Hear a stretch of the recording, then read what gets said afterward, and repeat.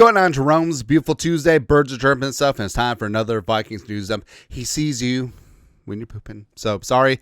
We took some time off, spent some great time with the kids, undisclosed location, and we're back. I know that people are sort of backed up. No pooping, no dumps. It happens. But also happening today, Justin friggin' Jefferson taking over programming at NFL Network. Finally, some good programming on that channel. But Jefferson, there's some stuff and some things here. So, first up, Jefferson football life origins. Yes. Tennessee versus the Titans 2020, which is basically his breakout game. Because remember, the first two games of the season, Zimmer was like, you know who I want to start? Olabisi Johnson. All right. Then, respect. Hey, Vikings, Cowboys 1998, random mouse, 3-touchdown game. Sound FX, Randy Moss.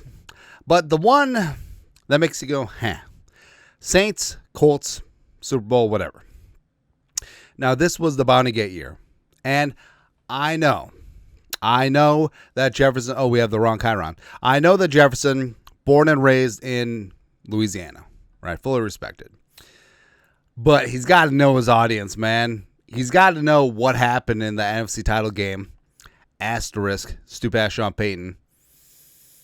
That dog ain't gonna hunt. No way. Then Cowboys, Giants. So this is the OBJ catch game. It's great. Giants lost, by the way. Yeah. But LSU, respect there. And then you got Vikings and the Bills, 2022. I think we know. 4th and 18. The miracle. Or not the miracle, but lots of miracles in that game. Good times. Packers and Vikings 2021 week 11. That's the game where the Vikings won. And Jefferson had 8 for $169 and 2 on 10 targets. So pretty damn good. Then Justin Jefferson, football life again. Going global. Justin Jefferson, don't know what that is. Okay. Then Saints, stupid Saints. Devontae Adams, Sound FX, Chris Carter. Again, respect. And then NFL 100 all-time team wide receivers, which Jefferson should be on, even though 5 years into his career, right? So, lots of good things, some questionable things. Happens. The major story yesterday was Jalen Ramsey actually got traded. Now, we were surprised. We thought that he was just going to be released and the Dolphins were going to have to take it on the chin. But what it came down to, it was essentially a salary swap with Jalen Ramsey, Jonnu Smith, who's looking for a new deal, and all-pro safety Minkah Fitzpatrick. Right, so they were swapped, and then a 2027 day 3 draft pick swap. Kind of surprising. Like I don't think the Steelers fans realize that they gave up Minkah yet, because shotgun sit in. And Ramsey, respect. Like, he is still that dude, a little bit older, a little bit longer in the tooth, but Minka's in his prime, man. And we got in trouble yesterday. We pissed off some people, suggested, like, maybe they consider Hockenson for Minkah with the Dolphins. Maybe not. Yeah. But Ramsey, it didn't happen. I didn't think it was going to happen unless specifically the Dolphins had to release him and the Vikings signed him for the league minimum. Yeah, but is what it is. All right. And now the Steelers, here's the great. The Steelers Super Bowl odds haven't changed since Rodgers signed. Like before, it was the same. After he signed, same. Now, this whole media narrative that the Steelers are all in. Oh, they're all in because of they traded for DK. And then they got rid of the other one. And then they signed Darius Slay. Cool. Great. Jonnu Smith. Oh, snap. Jonnu Smith with Arthur Smith? No way. Old-ass Aaron Rodgers? The leftovers of Jalen Ramsey? No way. All in. All in. All this to go 9-8. Then just get rocked in the wild card weekend. You know that's what's going to happen, 100%. Like, Tomlin will still have his winning streak intact, but this team ain't doing nothing. Nah, don't buy it. Don't buy it. Even if they get TJ Watt back, which eventually they will work things out. But the Dolphins do need a tight end. May we interest you in our finest Gavin Bartholomew's? Nah, they'll probably trade for Mark Andrews. Maybe they'll trade for Myers from the Raiders. Maybe they'll trade for, I don't know. Like maybe they'll trade for Kyle Pitts. Why not? Actually, Kyle Pitts would enjoy South Beach a little bit too much. I don't know. Anyways, but the Vikings didn't get things done. but they could still make a move, right? A Vikes fan page. The Vikings regime would prefer to make the smart move, not the big move, in terms of potentially adding a cornerback to the roster, per Al Cluse of The Athletic. This is why Minnesota decided to pass on both Jair Alexander and Jalen Ramsey. There's still plenty of options available. You know what's going to happen. So the Jets will be... That's what's going to happen. And then, even though Aaron Glenn, cornerback by nature, he used to play cornerback for the Jets, I feel like they're going to have a disconnect. I feel like they're not going to be able to re-sign Sauce Gardner long term. I think the Vikings do it. I think the Vikings at the deadline, even though they're happy with the corners right now, I mean, things change. Circumstances change. They give up 3 1s. Maybe not 3 1s. Maybe 2 1s and something else. A little bit of change. They trade for Sauce Gardner. They pay Sauce Gardner. And baby, we got Stu going. I'll put it on the table. Like, that's the dream, right? Because you know the Jets are going to be bad. You know the Giants are going to be bad. Like, either Gardner or sexy Dexy Lawrence. Again, year 2 trying to make this thing happen. That's what we're going to do. Also, what we're going to do is we're going to win at home. Damn it. So, best teams at home since 2000. In the year 2000. So, Metrodome, a couple years at TCF, and then US Bank Stadium since 2016. Vikings, number 5 team in the league with 132. Now, during this time was the Tom Brady, Belichick, Patriots era, so whatever. Ravens, always consistently tough. The Packers, whatever.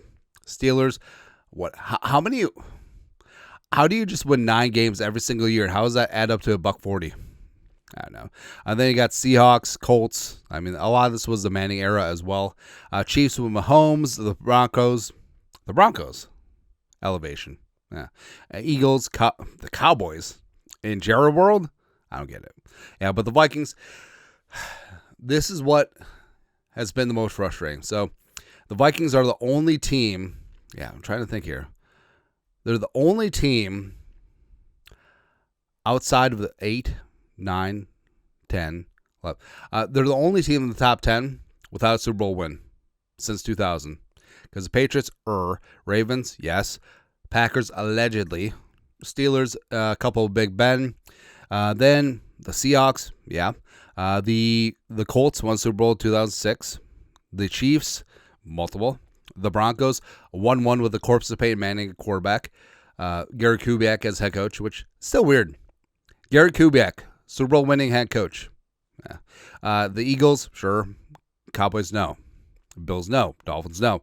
Did you know the Dolphins only won 2 Super Bowls all time? I mean, I understand. They get the love and respect because of the perfect season. But I don't know. Like, they talk a lot of junk for a team that's only won 2 Super Bowls. I understand the irony being a fan of a team that's won 0 Super Bowls. But, yeah. And the Dolphins did beat us in one of them, too. So, whatever there. So, NFL Top 100, as voted by the players, is coming out. Now, the players, just like the Pro Bowl voting, just like all the other voting by the players, like, they're not as dialed in as you think. Well, they're players. They know the game. Blah, blah.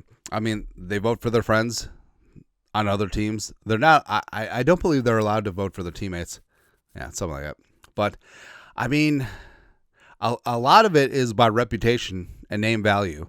Because every single week you were dialed, like, you're not watching Red Zone in their free time. Like, they're starting the specific players across from them and the opposition this upcoming week. That's it. That's at.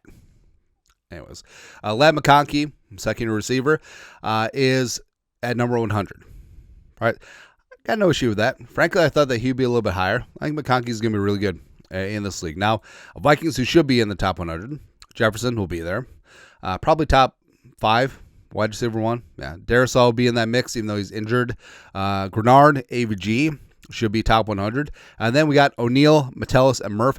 Should be in the top 100, probably won't be. Right, even though Murph, tied for the league lead in cornerback interceptions last year. Metellus, the Swiss Army knife. Brian O'Neal is the real deal.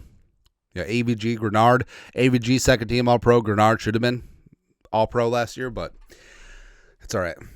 It's all right. Like, basically, it'll come down to we're going to be disrespected by the players. You know this. You know this for a fact. But it's okay. It's okay. Tranquilo. Also, lastly, so David Bakhtiari, one of the few Packers I actually like. Bakhtiari is hilarious. Like, honestly, he should follow the trend of all these players having 17 different podcasts. And I say that as a guy with a podcast. Yeah, Bakhtiari would be great. He'd be good, man. But Jordan Love got married over the weekend. And, of course, this is a stretch. Players get married and engaged and all that stuff. It's great. Love is love. Congrats to the Loves. Just happy at least one of my quarterbacks invited me to their wedding. And this is because Aaron Rodgers is allegedly married, even though there's no documentation or proof of it. I bet you it's going to be some sort of spiritual wedding. Like our souls melded together. We can't file taxes jointly, but our spirits just like this, intertwined and stuff. I hope she likes smoking crack in a cave. It's not a euphemism. It's legit. Anyways, that is it. That's it. Go watch Jefferson programming except for two things. Yeah. Vikings news up for this beautiful, glorious Tuesday. You guys are the best. You know what to do. Skol, production value.